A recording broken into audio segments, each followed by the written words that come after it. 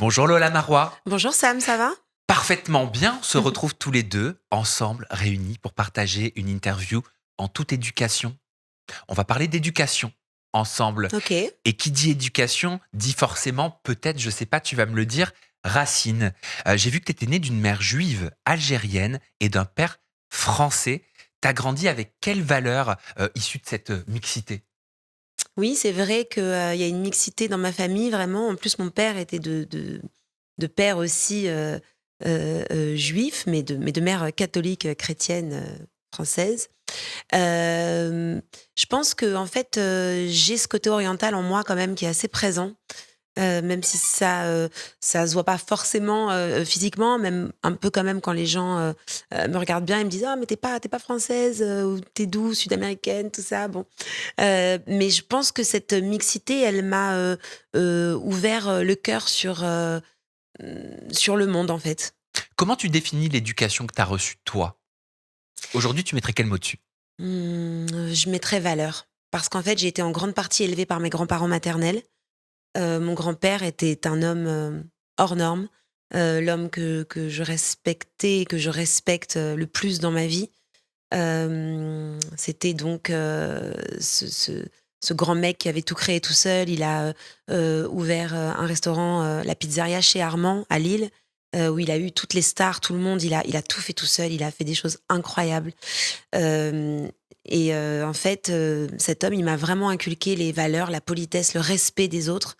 Il pouvait être assez dur parfois, il fallait pas faire un pas, un pas d'écart quoi. J'ai des souvenirs où il pouvait m'engueuler sur des écarts de conduite et me dire, heu, voilà, «Ne me fais plus jamais ça devant les gens» ou quoi que ce soit et tout. Il était très attaché quand même à la posture sociale, tout ça, mais en même temps, il m'a inculqué les vraies valeurs de la vie, l'amour, le respect et le respect des autres je pense que oui, tous les 2, ma grand-mère maternelle et mon grand-père, m'ont donné quand même des bases, qui ont fait de moi, une femme qui peut être aussi bien, une femme du monde, qu'une femme de la rue, quoi. C'est ça qui c'est ça qui est assez drôle en ma personne et je pense aussi les avoir inculqués à mes enfants. Tu l'es également dur avec tes 2 enfants. Donc Jules et Bella, ils ont 13 ans, hein. Ils ont 13 ans, Jules et Bella, mes 2 chéris. Franchement, je suis dure avec eux, oui, c'est vrai. Je dois admettre que, enfin, je peux être ultra cool. On a un côté très, pote. Parce que voilà, j'ai ce côté un peu quand même, générationnel, Jones, maman cool, tout ça, OK, on est d'accord, on est des artistes et tout.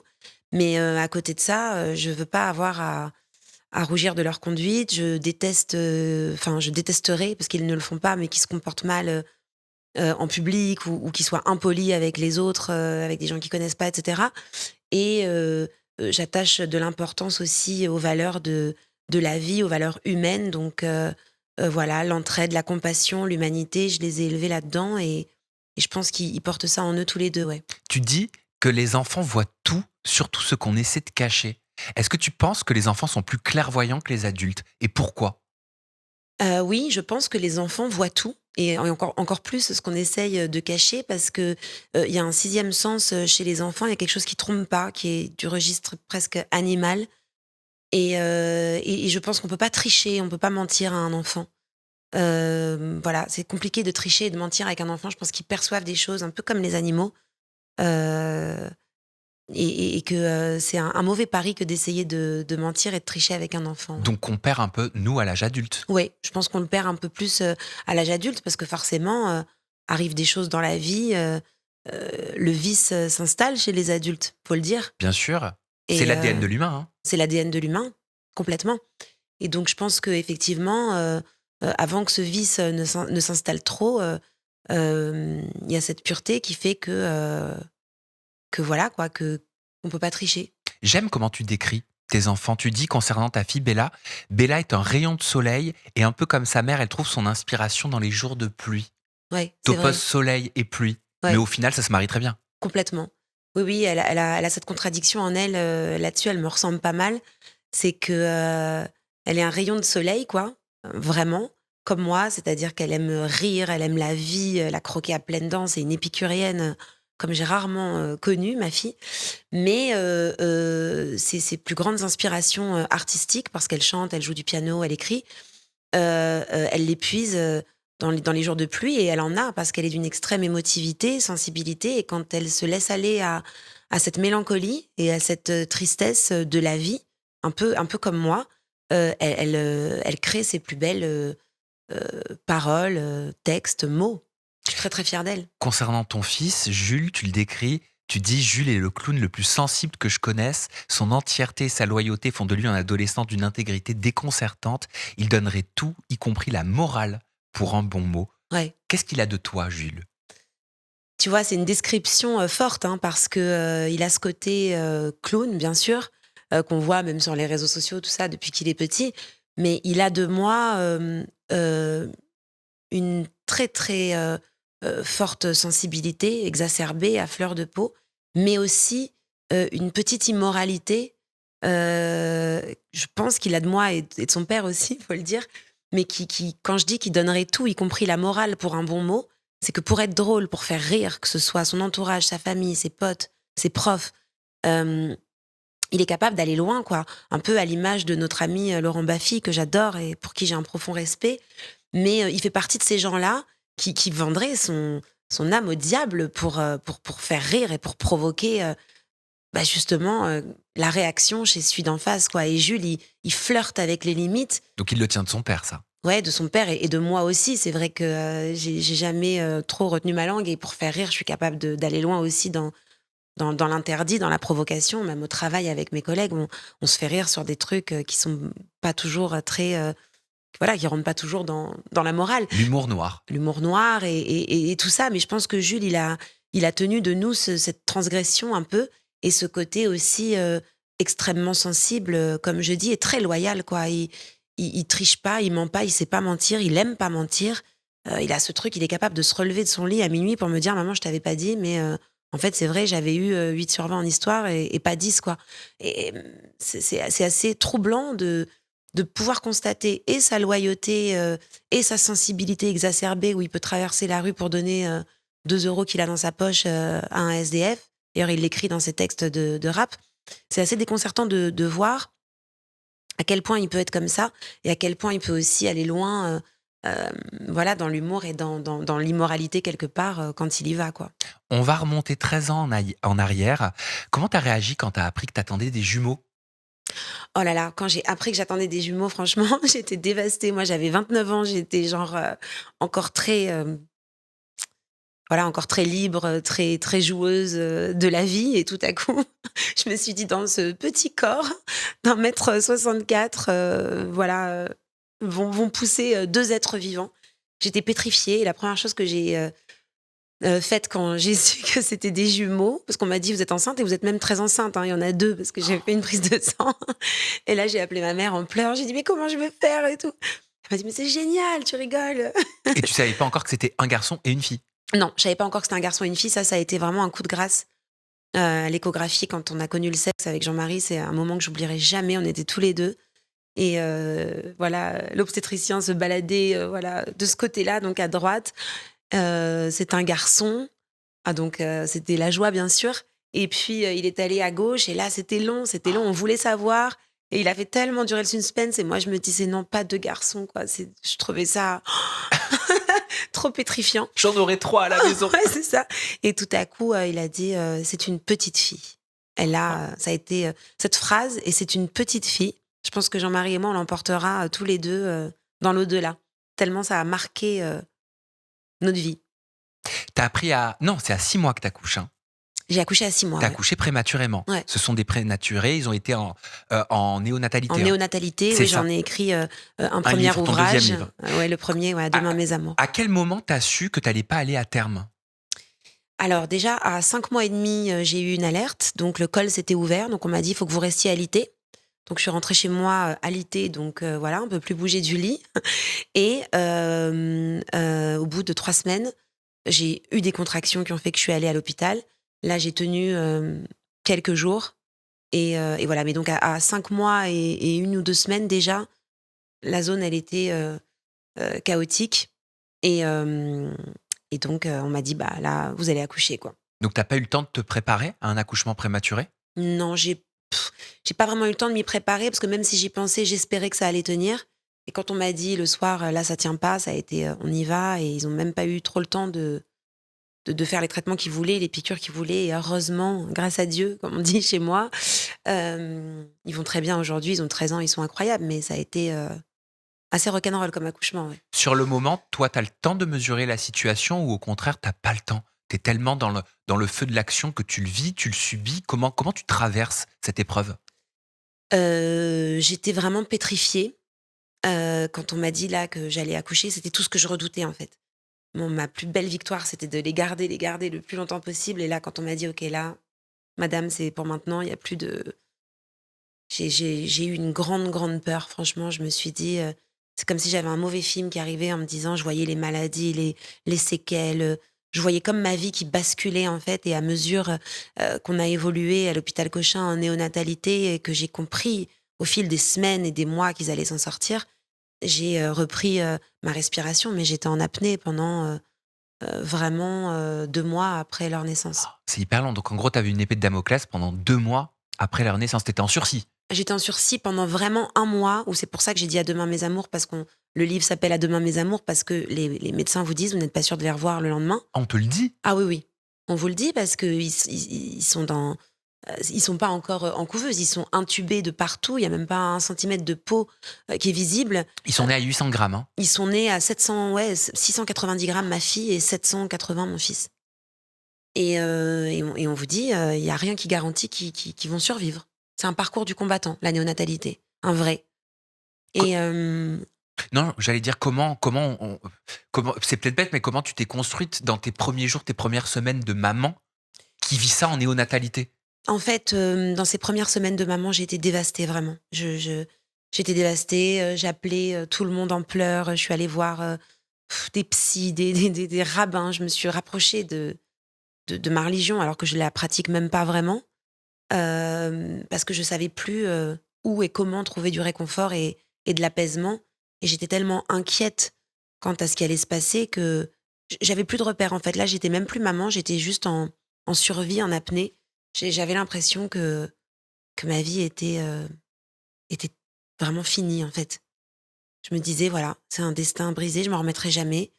Ils s'en remettront pas, ils auront des séquelles, ça va être un cauchemar». Honnêtement, j'avais aucun espoir et tout le monde me disait: «Mais attends, ils font des miracles maintenant, il y en a plein des grands prématurés qui sont devenus des gens incroyables et tout» et j'avais du mal à entendre ces discours-là. Je me disais: «Pourquoi moi? Pourquoi c'est tombé sur moi, sur eux? Pourquoi?» et au bout d'un mois, on sort quand même de la zone très rouge et au bout de 2 mois, on sait quand même qu'on risque vraiment beaucoup moins et qu'après ils peuvent aller, en couveuse, Mmh. normale, ouverte et que voilà, on sort de la zone à risque, mais ça a été très compliqué. Il y a des conséquences pour toi, une fois que ces 2 mois, elles sont passés en tant que maman? Est-ce que tu as une forme d'hypervigilance avec eux? Est-ce que ça a décuplé certains instincts chez toi? Oui, j'étais quand même dans une hypervigilance et puis j'étais un peu, effectivement quand même au début, traumatisée.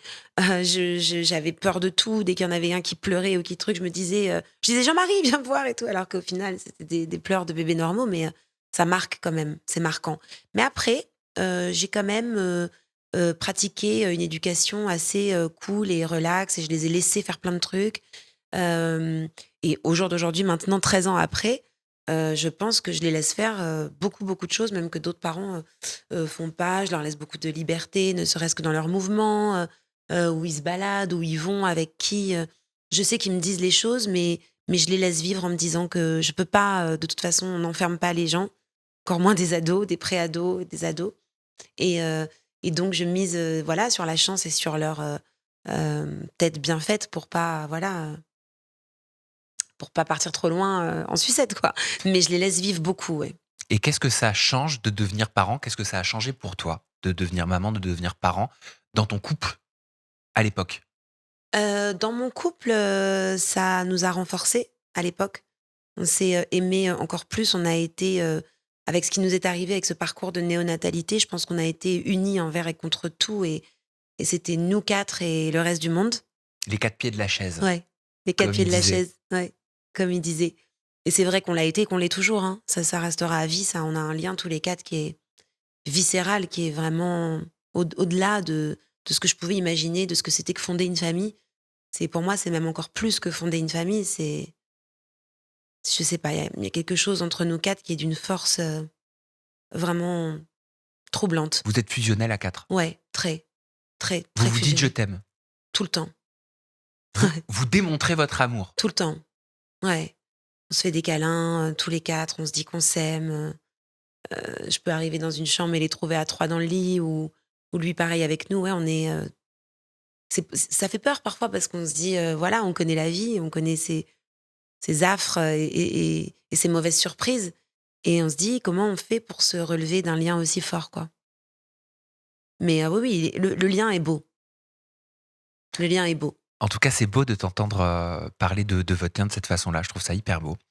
En parlant d'éducation, est-ce que ça change quelque chose dans l'éducation quand on est, comme vous, des parents célèbres?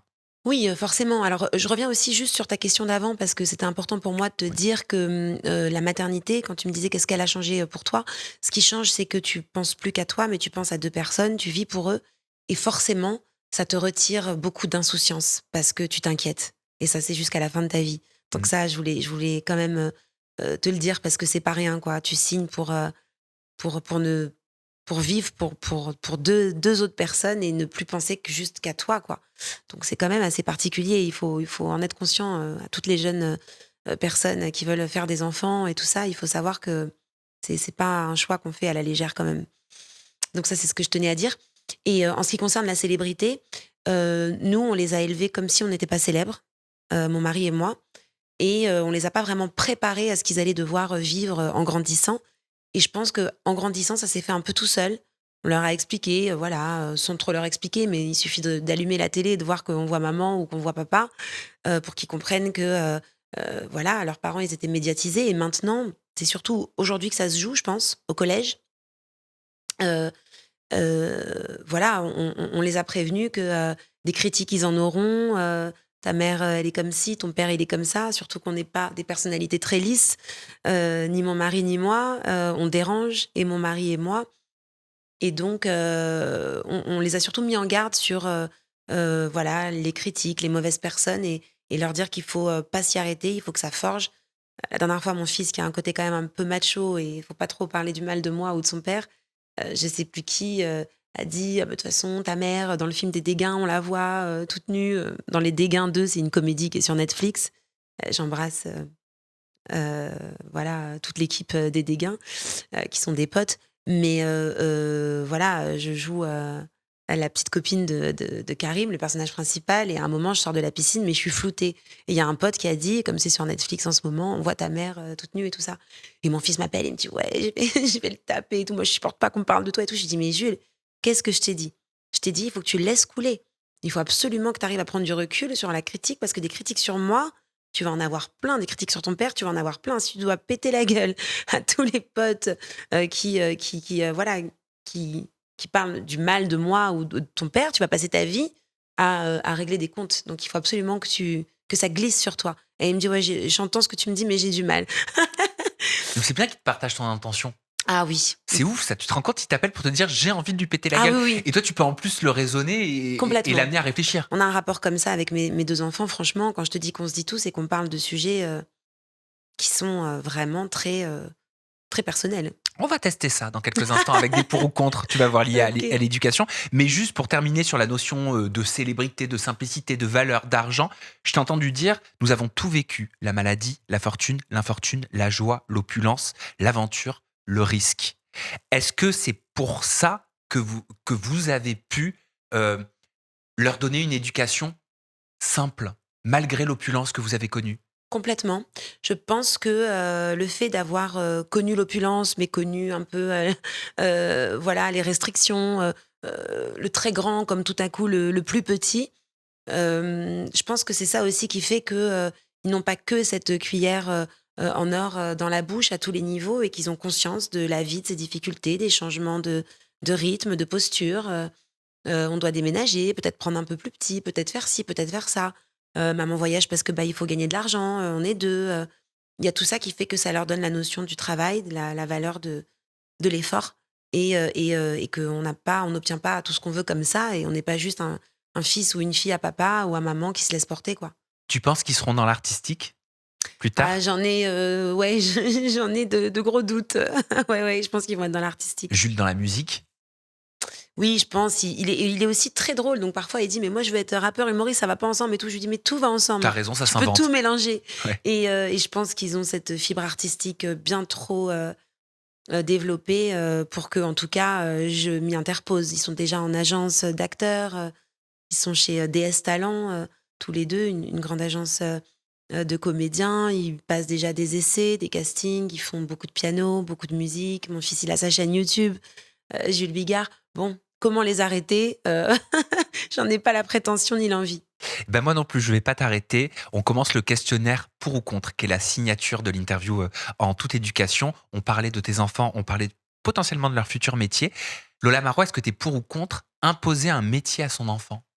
Je suis contre, Pour quelle raison? forcément. Il y a des parents, hein, tu sais, généralement, il y a des lignées. Ah non, papa, il a été médecin, faudra que tu sois médecin. Ouais. Maman, elle a été avocate, il faut vraiment que tu deviennes avocate, hein.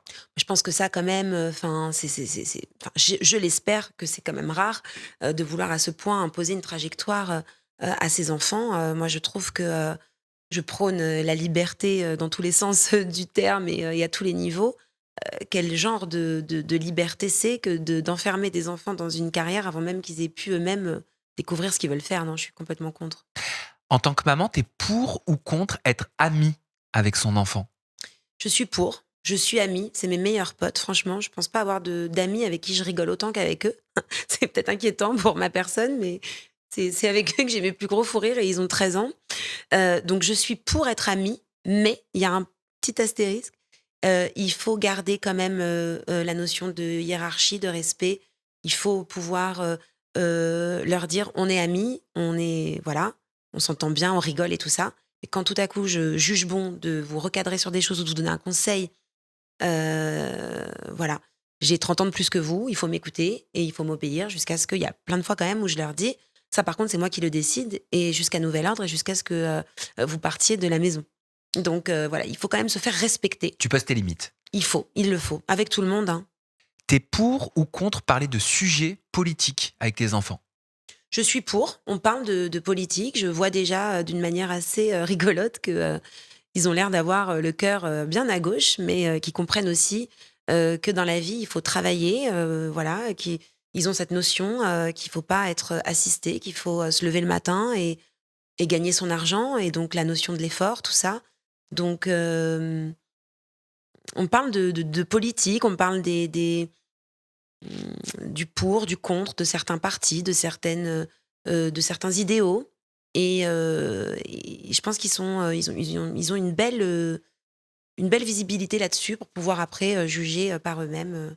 C'est l'âge en plus, 13, 14 ans, où alors ça t'intéresse pas vraiment, Mmh. mais tu peux avoir des questionnements, tu vois, sur le monde qui Complètement, nous entoure. complètement. Je pense qu'ils se questionnent déjà, même si effectivement ils sont pas passionnés de politique, je vais pas te mentir, mais il y a quelque chose de social chez eux, surtout chez Jules. Même dans ses raps, dans tout ça, il voilà, il arrête pas, il a écrit un rap, où il dit, «Lève-toi, donne ce qu'il y a dans ton assiette, regarde», en gros que le mec il meurt de faim et donc il y a ce truc chez lui qui est très ouvert sur le monde et il y a un côté déjà assez, social quoi. Je pense que c'est important, ouais, c'est important qu'il regarde quand même un peu le monde dans lequel on vit. Et puis je me demande, qu'est-ce que c'est, mais toi tu dois l'observer, moi j'ai pas d'enfant, mais qu'est-ce que c'est des ados de 13 ans aujourd'hui dans notre monde, dans notre société, avec ces informations qui vont très vite, avec ces conflits, ces guerres?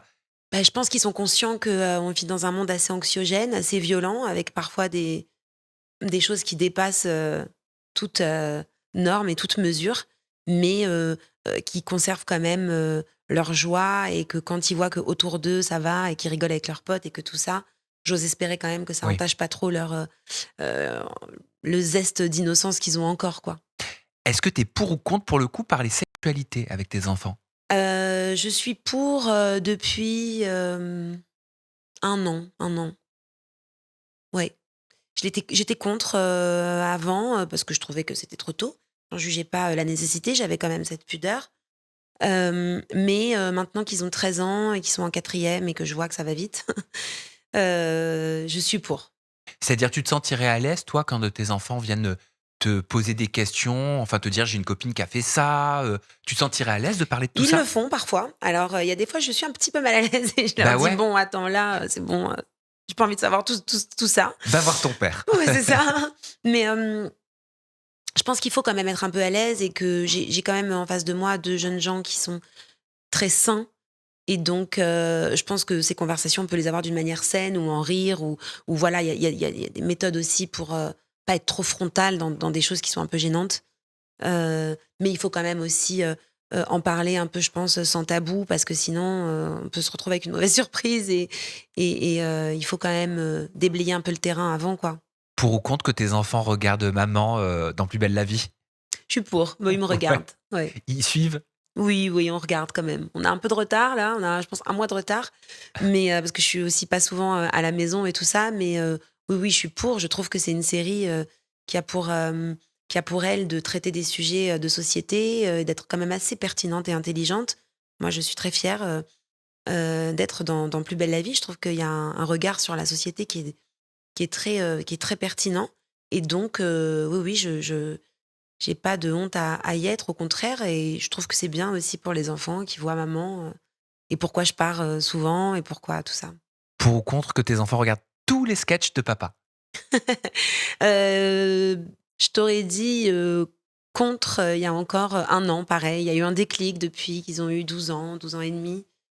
Et donc maintenant, à 13 ans, en quatrième, avec tout ce qu'ils entendent au collège et tout ce que j'entends qu'ils entendent, je pense qu'on y est presque, qu'ils pourraient presque les regarder tous. Est-ce que tu es pour ou contre Lola Marois accompagner un de tes enfants faire son premier tatouage à 16 ans? Alors, je suis très mal placée pour le dire parce que j'ai 3 tatouages, dont 2 que je regrette. Mais, je pense que je suis contre quand même. Tu les avais fait tôt, toi? Ouais, je les ai fait tôt. En cachette? Ben, en cachette de mon père, celui que j'ai, dans le bas du dos, qui est une petite poupée manga. Bon, je m'en serais passée là maintenant. Celui-ci, mon père l'a vu un jour, on était tous les 2 sur l'ordi, je me suis baissée pour ramasser un crayon et il m'a dit: «Non, tu as pas fait ça et tout». Je dis: «Ah» et j'avais 19 ans donc je l'avais fait en cachette. Et ensuite, non, les 2 autres, je les ai faits, j'aime bien celui que j'ai ici, c'est la date de naissance de mes enfants en chiffres romains. Bon, il y en a un autre, plus intime que dont je me passerais bien aussi. Bon voilà, Une mais étoile? oui. Comment? Une étoile? Non, non, j'ai écrit danger en espagnol, sur une lettre chinoise qui voulait dire amour, donc c'est un peu n'importe quoi, sur laine. Mais Est-ce que tu es pour ou contre les punitions? oui, je suis pour, certaines punitions qui peuvent marquer le coup. J'ai du mal à les tenir, franchement. Quand je dis: «Bon, bah, tu privé de portable pendant 2 jours», je fais ce qu'il faut absolument pas faire. Ce que je déconseille à tout parent, c'est que au bout de 2 heures, je craque et je le redonne. Donc maintenant, j'essaye de plus faire de punitions que je ne peux pas Et tenir. oui, parce que tu perds en crédibilité. Je perds complètement en crédibilité et même pour eux, c'est pas bon, quoi. Ça donne le mauvais message, mais c'est vrai que j'ai pas réussi à tenir beaucoup de punitions dans ma vie. Mais si j'avais réussi à les tenir, j'aurais dit que j'étais pour. C'est bien de marquer le coup.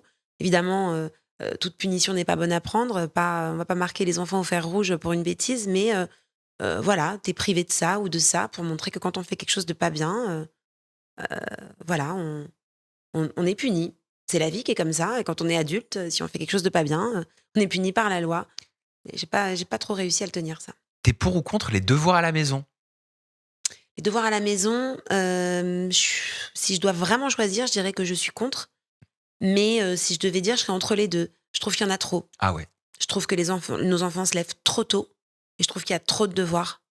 Donc voilà, moi mes enfants ont 13 ans, ils n'arrivent jamais à s'endormir avant, 22h30 et encore, c'est les bons soirs. Après avoir passé toute une journée attentif, Toute hein. une journée attentif et donc voilà, déjà, ils se lèvent beaucoup trop tôt. Le réveil qui sonne à 7 heures, ils sont complètement crevés, alors qu'ils ont 13 ans, ils ont besoin de sommeil et les devoirs, il y en a trop, quoi, nous, quand on rentre, enfin, du bureau, moi, je travaille pas dans un bureau, mais on n'a plus de devoirs, quoi. Exactement, c'est un peu comme si on travaillait toute la journée, qu'il fallait qu'on fasse les devoirs par rapport à notre travail en rentrant à la maison. Mais c'est ça en fait la vie des enfants, la vie des Ouais, ados. moi, je trouve que la vie des ados en France, le système scolaire et cetera est beaucoup trop, poussif, jusqu'à la maison. On n'a même pas le temps de profiter, et moi, je me suis même vue de temps en temps dire: «Bah, ça, tu le fais pas, quoi. C'est bon». Je mettrai un mot, on n'a même pas le temps de dîner tous les 3. Franchement, il y a des fois, c'est trop. Alors un peu de devoir, relire, par exemple, relisez le cours de ce Oui, matin, mais il y a des trucs, non, On leur vole un peu Leur enfance. leur enfance et leur jeunesse, moi je trouve. On leur Je suis vole bien un peu. d'accord. Je suis bien d'accord. Ouais. Est-ce que tu es pour ou contre donner de l'argent de poche à tes enfants?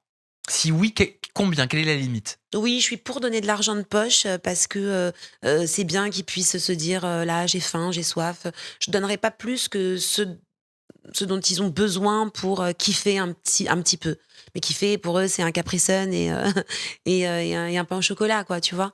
Mais pour l'instant, en tout cas, je vais pas leur donner de l'argent à outre mesure parce que je tiens à ce qu'ils aient la valeur des choses par la suite. Mais en tout cas, je veux qu'ils puissent avoir cette petite liberté agréable après les cours d'aller prendre voilà un soda, un goûter, un truc, rigoler avec les copains, qu'ils aient toujours un petit quelque chose sur eux. Ça, j'y tiens. Est-ce que tu es pour ou contre, Lola, laisser ton enfant affronter tout seul s'il se fait harceler à l'école? Ah non, je suis contre. Je suis une mère louve. Je suis même parfois trop contre. C'est-à-dire qu'il y a même des fois où c'est eux qui me disent: «Non mais attends maman, s'il te plaît, là interviens pas, laisse-nous gérer». Son père est pareil. Ah, quand il te raconte? Oui, s'il y a eu un voilà, un conflit ou quelque chose avec un camarade, un enfant, je serais du genre à aller moi, dire: «Attends, il se passe quoi là?» et tout. Donc non, je suis contre. Mais par contre, le harcèlement pour moi, c'est grave. Donc tout ce qui débute même un semblant de harcèlement, on a vu trop de choses gravissimes, se produire. Donc je ne laisserai aucun type d'harcèlement s'installer, heu, voilà, sans m'en mêler ou alors il faut vraiment que je compte sur eux, qu'ils me disent: «C'est résolu, il y a plus rien, maintenant avec lui on est potes» et tout ça. Mais si c'est pas comme ça que ça se passe, j'interviens, ça c'est sûr. Est-ce que tu es pour ou contre l'interdiction des réseaux sociaux aux moins de 15 ans? C'est une bonne question. Je devrais dire que je suis contre, mais non, je suis pas contre quand même. Au moins de 15 ans, je trouve aussi que ça peut quand même ouvrir aussi à certaines choses, à certains débats, les réseaux sociaux. Il y a pas que du mauvais dans les réseaux sociaux, il y a aussi du bon. Faut savoir faire le tri. Je pense que des réseaux sociaux avant 15 ans, mais bien encadrés, heu dans la communication avec moi et etc. «Tiens, regarde ce que j'ai vu», il y a des choses qui peuvent être instructives. Il faut apprendre plutôt à bien surfer et pas beaucoup surfer. Oui, c'est-à-dire apprendre comment utiliser les réseaux sociaux. C'est ça, mais il peut y avoir des choses très drôles aussi, des choses qui peuvent aussi les détendre, pendant 10 minutes en fin de journée, des blagues, des choses qui ouvrent leur esprit sur aussi leur côté artistique, sur l'écriture, sur tout ça, sur l'humour. Les réseaux sociaux, c'est quand même une ouverture au monde. Alors c'est très controversé et tout ça et je le comprends, mais bien utilisé, il y a pas que du mauvais, c'est comme dans l'intelligence artificielle. Est-ce que tu es pour ou contre te bourrer la gueule avec ton enfant quand il sera en âge de boire? Heu, Me bourrer la gueule, non, je suis contre.